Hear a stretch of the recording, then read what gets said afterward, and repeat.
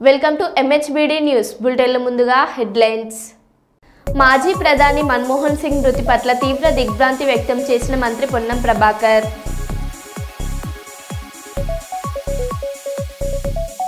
మాజీ ప్రధాని మన్మోహన్ సింగ్ గారి మృతి పట్ల సంతాపం వ్యక్తం చేసిన CPI జాతీయ నాయకులు డాక్టర్ కె నారాయణ.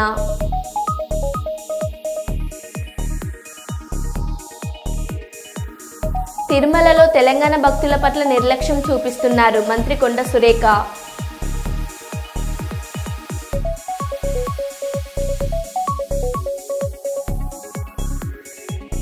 మదనపల్లె పట్టణం 2 టౌన్ పోలీస్ స్టేషన్ వద్ద నిరసనకు దిగిన అయ్యప్ప భక్తులు.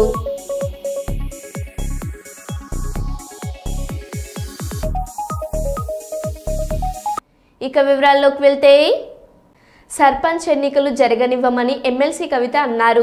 బీసీల రిజర్వేషన్లు పెంచుకుంటే స్థానిక సంస్థల ఎన్నికలు జరగనివ్వం. జనాభాలో సగానికి పైగా బీసీలు ఉన్నారు, కానీ 42% అని కాంగ్రెస్ ఎలా చెబుతుందో అంతుపట్టడం లేదు. ఆ 42% రిజర్వేషన్లు కల్పించకుండానే ఎన్నికలు నిర్వహిస్తున్నారన్న అనుమానాలు కలుగుతున్నాయి. రిజర్వేషన్లు పెంచుకుంటే ఎన్నికలు జరగనివ్వం. మండల కేంద్రాల్లో, జిల్లాలలో నిరసన ప్రదర్శన చేస్తాం. ఎమ్మెల్సీ కవిత. సంబంధించిన స్థానిక సంస్థలకు సంబంధించినటువంటి ఎన్నికలు నిర్వహించడానికి ప్రభుత్వం ప్రయత్నాలు ప్రారంభించిందన్నట్టుగా గ్రామాలలో మరి ఎన్నికలకు సంబంధించి నిర్వహణ ఏర్పాట్లు చేయడానికి సిద్ధమవుతున్నటువంటి విషయాన్ని కూడా మనం అన్ని చోట్ల అన్ని వార్తాపత్రికలలో చూడడం జరిగింది. మరి వాళ్ళ స్థానిక సంస్థల ఎన్నికలు పెడుతుంది ప్రభుత్వం అంటే ప్రధానమైనటువంటి డిమాండ్గా ఉన్నటువంటి బీసీలకు సంబంధించిన అంశం ఏదైతే ఉందో దాన్ని స్పష్టత ఇవ్వకుండా కాంగ్రెస్ ప్రభుత్వం ముందుకెళ్ళడానికి వీల్లేదని చెప్పి ఇప్పటి వరకు బీసీ సంఘాలకు సంబంధించినటువంటి ప్రతినిధులందరం కూడా కూర్చొని చర్చించడం జరిగింది. మరి కాంగ్రెస్ పార్టీ కామారెడ్డిలో డిక్లరేషన్ ఇచ్చింది. ఏమని? బీసీలకు సంబంధించినటువంటి అనేక అంశాలతో పాటు స్థానిక సంస్థల్లో 42% బీసీలకు రిజర్వేషన్ ఇస్తామని చెప్పడం జరిగింది. మరి 42% అనేటటువంటిది ఏ ప్రాతిపదికన కాంగ్రెస్ పార్టీ అనుకున్నదన్న విషయం ఇప్పటి వరకు స్పష్టత లేదు. మరి బీసీల జనాభా 42% అని లెక్క కట్టే కన్నా ముందే వాళ్ళకి ఎట్లా తెలిసిందన్నటువంటి విషయంలో స్పష్టత లేదు. ఆనాడు ఎన్నికలకు వెళ్ళేటటువంటి హడావుల్లో చాలా వాగ్దానాలు చేసినారు వాళ్ళు. అందులో ఇది కూడా ఒకటి వాళ్ళు చేయడం జరిగింది. ఇవాళ మరి 42% అంటే ప్రతి ఒక్కరం కూడా ఆలోచిస్తూ ఉంటే బీసీ జనాభా సగానికన్నా ఎక్కువ ఉందని రమారమే మనం చెప్తా ఉంటాం. అంటే అది 50% కావచ్చు, 60% కావచ్చు, ఇంకా ఎక్కువ ఉండొచ్చు. ఎంత ఉన్నదన్నది ఎవరికి తెలియనటువంటి విషయం. కానీ 42% అని కాంగ్రెస్ పార్టీ ఎట్లా చెప్పింది అన్నది ఇప్పటివరకు ఎవరికి అంతుపట్టని విషయం. సరే, చెప్తే చెప్పారు, కానీ మరి ఆ 42% కూడా ఇవ్వకుండా మీరు ఎన్నికలకు పోయే ప్రయత్నం చేస్తున్నారా? ఈ ప్రశ్న ఇవాళ అందరి మెదడులో కూడా ఉన్నటువంటి పరిస్థితి. మేము తెలంగాణ జాగృతి నుండి గత సంవత్సర కాలంగా బీసీలకు సంబంధించినటువంటి అనేక అంశాలను ముందుకు తీసుకొని వెళ్తా ఉన్నాం. అసెంబ్లీలో పూలే విగ్రహాన్ని పెట్టాలనేటటువంటి డిమాండ్ని మేము తీసుకున్నాం. అదేవిధంగా 20,000 కోట్లు బీసీలకు బడ్జెట్ ఇస్తామని చెప్పారు. మరి 3 సార్లు అసెంబ్లీ జరిగింది, బీసీలకు మాత్రం 20,000 కోట్లు పెట్టలేదు. మరి ఇప్పుడు స్థానిక సంస్థలు దగ్గరికి వచ్చినాయి, 42% ఇస్తా అన్నది ఇవ్వకుండా ముందుకు వెళ్ళే ప్రయత్నం మాకు అర్థమవుతా ఉన్నది. కాబట్టి ఇవాళ ప్రశ్నిస్తూ ఉన్నాం, మీరు ఎట్టి పరిస్థితుల్లో కూడా మీరు చెప్పినట్టుగా 42% ఇవ్వకుండా ముందుకు వెళ్ళే ప్రసక్తే లేదు. మిమ్మల్ని మేము వెళ్ళనీయం. ఎక్కడికక్కడ మండల కేంద్రాల్లో కావచ్చు, జిల్లాలలో కావచ్చు, అన్ని చోట్ల కూడా నిరసన ప్రదర్శనలు చేస్తాం. మీరు 42% కాకుండా బీసీల వాటా మాట్లాడకుండా ఎన్నికలకు వెళ్తే మాత్రం కార్యాచరణ చాలా స్పష్టంగా, చాలా షార్ప్గా, పెద్ద ఎత్తున రియాక్షన్ ఉంటుందని చెప్పి ఈ సందర్భంగా ప్రభుత్వాన్ని మేము తెలియజేస్తూ ఉన్నాం. మరి ఇవాళ ఇక్కడ కలిసినటువంటి బీసీ, ఎంబీసీ సంఘాలు అందరం కూడా కలిసి మాట్లాడుకున్నది ఏంటంటే, ఇవాళ ప్రభుత్వానికి మనం ఒక హెచ్చరిక జారీ చేద్దాం.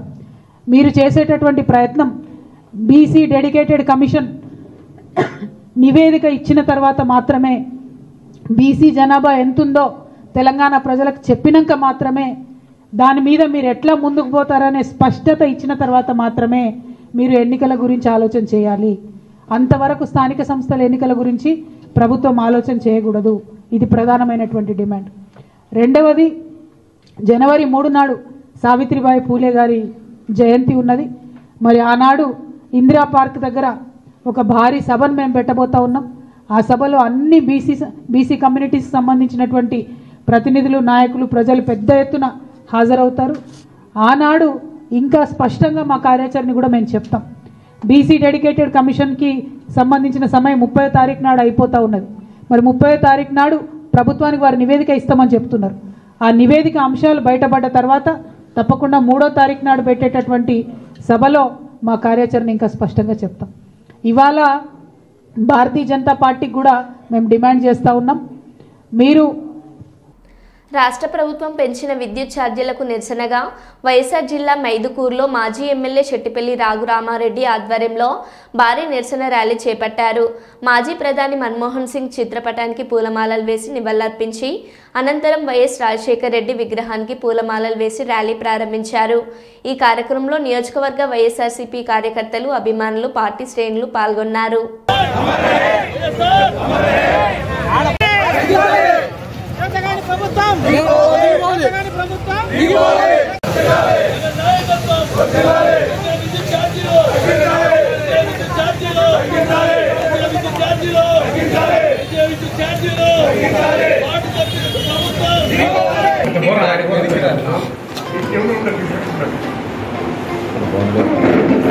సరే ఇటు చూడండి.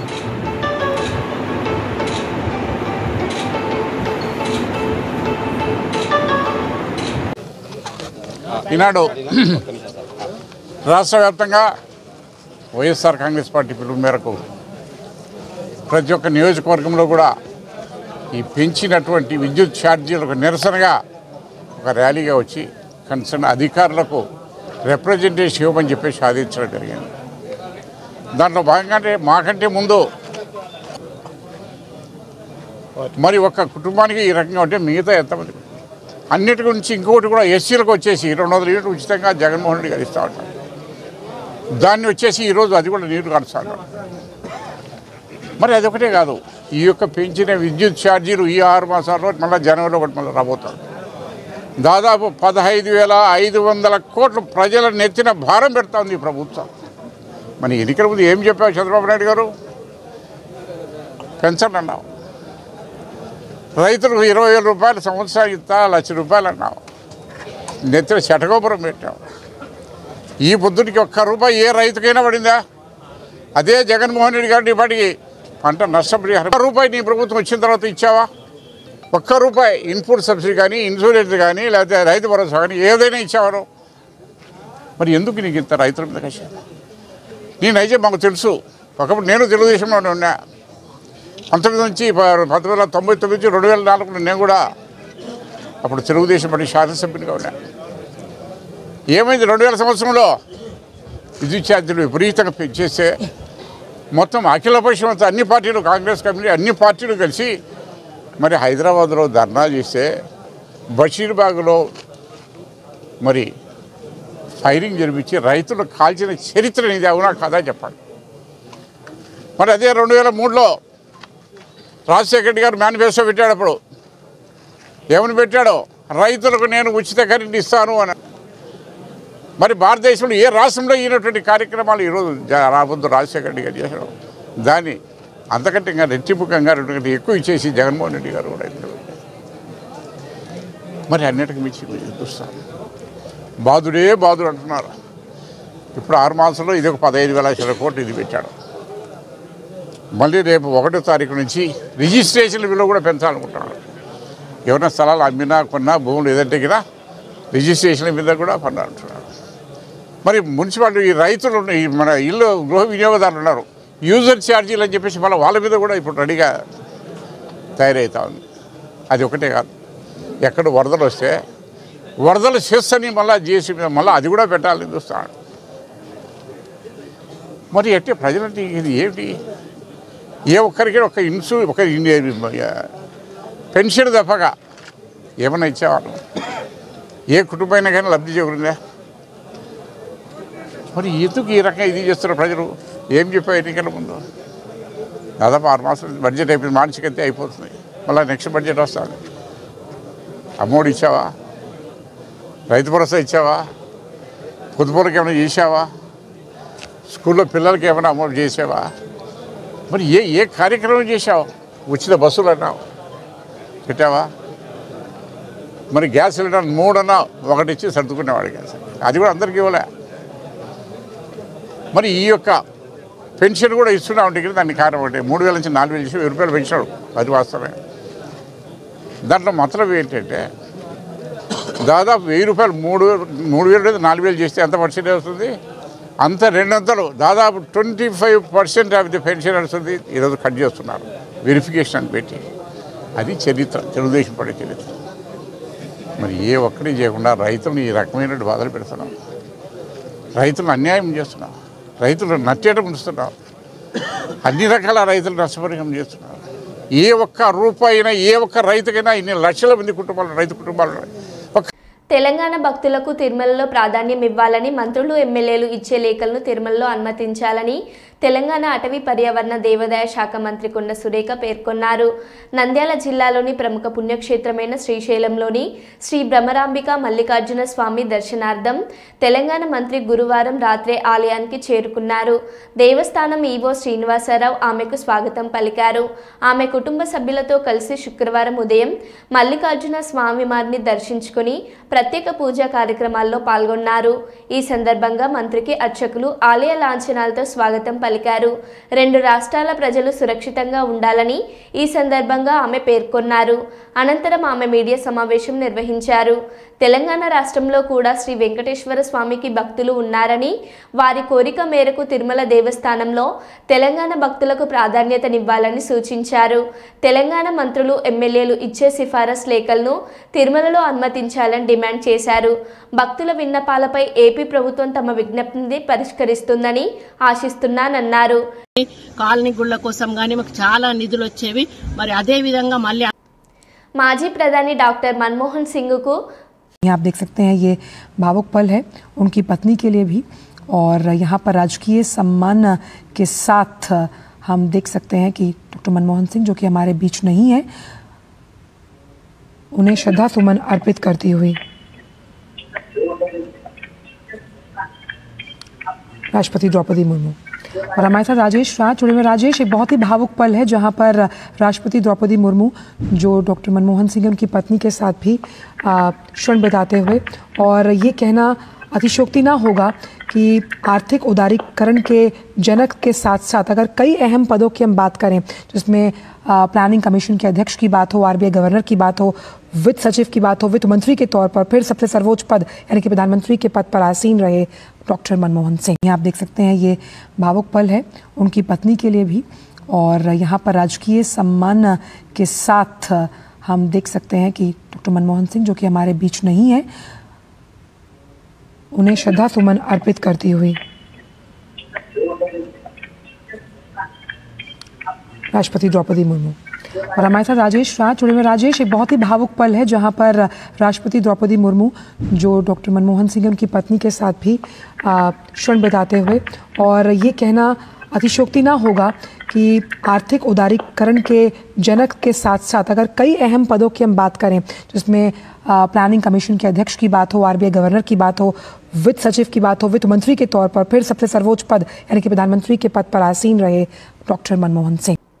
స్వర్గీయ మాజీ ప్రధాని డాక్టర్ మన్మోహన్ సింగ్ మరణానికి నివాళులర్పించిన జగిత్యాల మున్సిపల్ చైర్పర్సన్ శ్రీమతి అడావుల జ్యోతి ఈ సందర్భంగా మాట్లాడుతూ స్వర్గీయ మాజీ ప్రధాని డాక్టర్ మన్మోహన్ సింగ్ గారి సేవలు అనిర్వచనీయమని, ఒక ప్రొఫెసర్, ఒక ఆర్థికవేత్త, రిజర్వ్ బ్యాంక్ గవర్నర్, దేశ ఆర్థిక శాఖ మంత్రి మరియు అత్యధిక కాలం దేశ ప్రధానిగా సేవలందించారని, ఆర్థిక మాంద్య సమయంలో అన్ని దేశాలు ఇబ్బందులు పడిన సందర్భాలలో దేశ ప్రతిష్ట నిలబెట్టారని కొనియాడారు. వారి ఆత్మకు శాంతి చేకూరాలని వార్డు కౌన్సిలర్లు మరియు నాయకులు మరియు కార్యాలయ సిబ్బందితో నివాళులర్పించి మౌనం పాటించారు.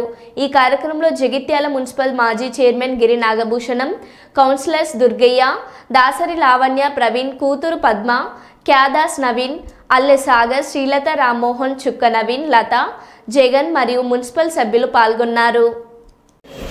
జగిత్యాల మున్సిపాలిటీ నందు చైర్మన్ అడవాల జ్యోతి లక్ష్మణ్ గారి అధ్యయనం లోపల మాజీ ప్రధానమంత్రి మన్మోహన్ సింగ్ గారు లేని నోటును సింకిస్తూ వారి ఆత్మకు శాంతి చేకూరాలని చెప్పి కోరుతూ చేసిన కార్యక్రమం.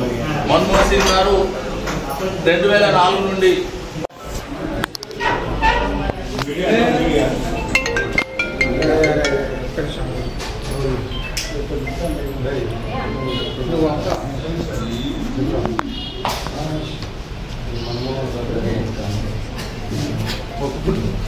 अजय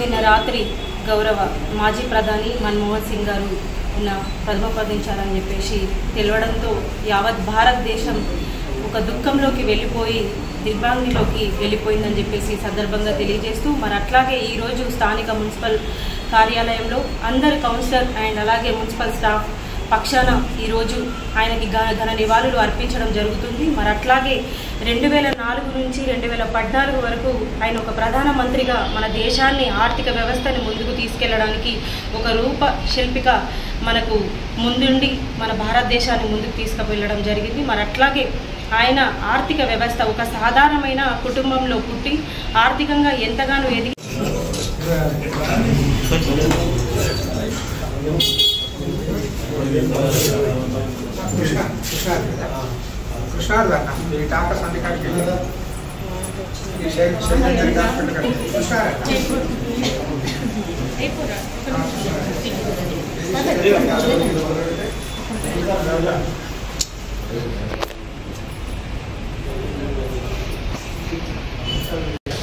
स्वर्गीय डॉक्टर मनमोहन सिंह, स्वर्गीय डॉक्टर मनमोहन सिंह।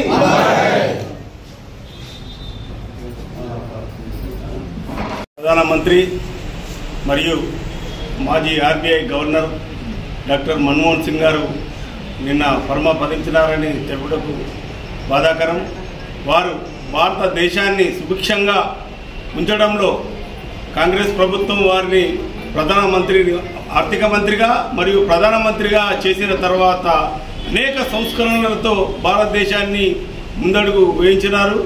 ముఖ్యంగా వారు మన భారతదేశానికి చేసిన సేవలకు మనం మరవలేనిగా ఉన్నాయి. ముఖ్యంగా వారు అనేక సంస్కరణలు ప్రవేశపెట్టి చిన్నవారికి ఆర్థిక చేయూతను అందించినారు. వారు చేసిన పనికి గవర్నమెంట్ పద్మవిభూషణ్ ప్రకటించింది. మరియు వారికి భారతరత్న ఇచ్చి గౌరవించాలని ప్రభుత్వాన్ని డిమాండ్ చేస్తూ మున్సిపల్ ఆధ్వర్యంలో సంతాప దినాలుగా ప్రకటించినందుకు చైర్మన్ గారికి కృతజ్ఞతలు. మాజీ ప్రధాని మన్మోహన్ సింగ్ మరణం పట్ల రవాణా మరియు బీసీ సంక్షేమ శాఖ మంత్రి పొన్నం ప్రభాకర్ తీవ్ర దిగ్భ్రాంతి వ్యక్తం చేశారు. 15వ లోక్సభలో ఆయన ప్రధానిగా నేను లోక్సభ సభ్యుడిగా ఉన్నప్పుడు ఆయనతో కలిసి అనేక సమావేశాల్లో పాల్గొన్నానని గుర్తు చేసుకున్నారు.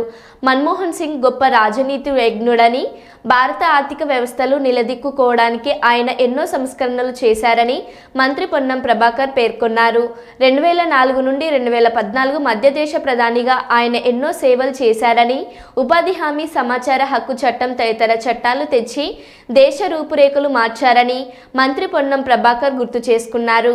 10 సంవత్సరాలు ప్రధానిగా చేసిన అత్యంత నిరంబడరుగా ఉండేవారని గుర్తు చేసుకున్నారు. తెలంగాణ రాష్ట్ర ఏర్పాటులో మన్మోహన్ సింగ్ పాత్ర మరవలేనిదని మంత్రి పొన్నం ప్రభాకర్ తెలిపారు. ఈ సందర్భంగా ఆయన మరణం పట్ల తీవ్ర దిగ్భ్రాంతి వ్యక్తం చేస్తూ ప్రగాఢ సంతాపాన్ని తెలిపారు. వారి ఆత్మకు శాంతి చేకూరాలని ప్రార్థించారు. వారి కుటుంబానికి ప్రగాఢ సానుభూతి తెలిపారు. మాత్రమే పరిమితం కాకుండా మన్మోహన్ సింగ్ గారు ఆర్థిక సంస్కరణ లోపల ప్రధాని పివి నరసింహారావు గారికి సన్నిహితంగా ఉన్నటువంటి ఒక సంస్కరణవేత్త. అంతేగాక భారతదేశంలో యూపీఏ కాలంలో 2004 నుంచి 2014 లోపల ఉపాధి హామీ పథకంతో పాటుగా విద్యా హక్కు, రైట్ టు ఇన్ఫర్మేషన్, భూసేకరణ యాక్ట్ ఇట్లా అనేకమైన చారిత్రాత్మక చట్టాలు తెచ్చినటువంటి మన్మోహన్ సింగ్ గారు మృతి పట్ల తీవ్ర సంతాపాన్ని వ్యక్తం చేస్తూ వారి కుటుంబ సభ్యులందరికీ నా ప్రగాఢ సానుభూతిని వ్యక్తం చేస్తాను. 15వ లోక్సభలో నా సహచార ఎంపీలందరి పక్షాన మేమంతా కూడా వారితో చాలా సాన్నిధ్యంగా 5 సంవత్సరాలు గడిపేటువంటి అవకాశం దొరికింది. దాని తదుపరి కూడా అనేక సందర్భాల్లో ఢిల్లీ వెళ్ళినప్పుడు కలిసేవాళ్ళం. ఈ మధ్య 3-4 సంవత్సరాలుగా వారి అపాయింట్మెంట్ని మంత్రి అయిన తర్వాత కలవడానికి ప్రయత్నం చేసినాము. అనారోగ్య రీత్యా కలవలేకపోయినా వారు 92 సంవత్సరాలు అనేకమైనటువంటి అవార్డులు, అనేకమైనటువంటి కీర్తి ప్రతిష్ట సంబంధించినటువంటి గొప్ప వ్యక్తి. వారి ఆత్మకు శాంతి చేకూరాలని, వారు ఇచ్చిన సాన్నిధ్యం భవిష్యత్ రాజకీయాల్లో తప్పకుండా మాపై ప్రభావం చూపెడుతుంది.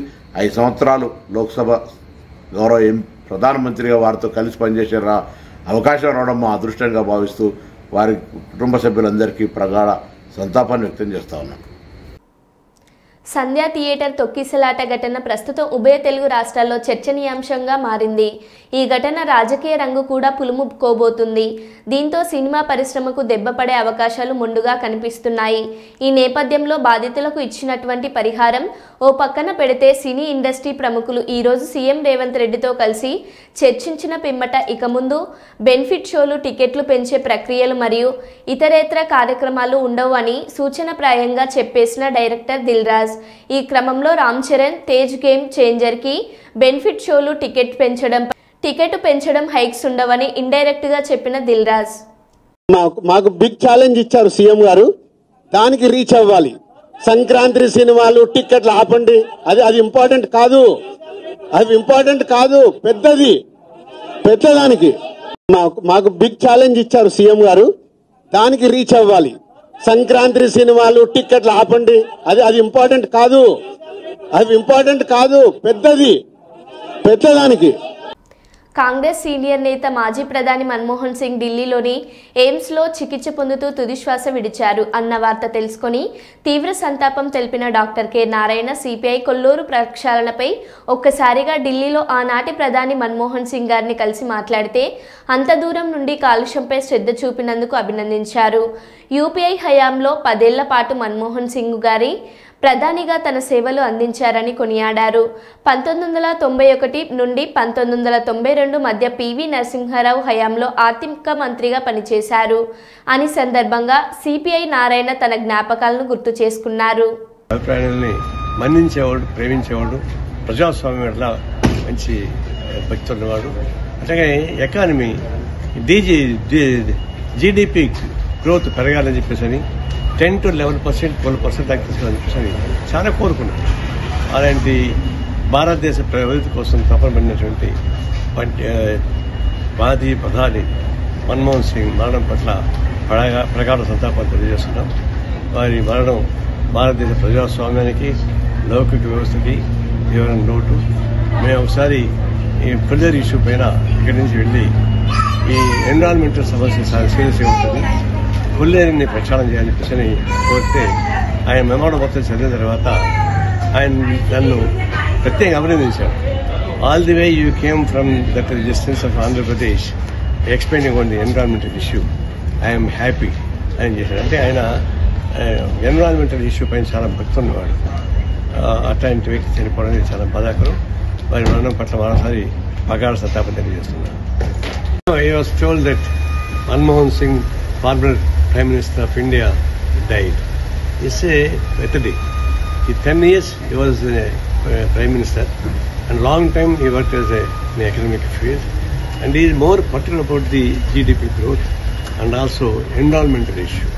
These two is more particular, and he actually respected the democracy, secularism in this country. He's such a wonderful person we lost, and from CPI I pay my heartful homage for passed away, and it is one kind of great loss to the country. ఇక వివరాల్లోకి వెళ్తే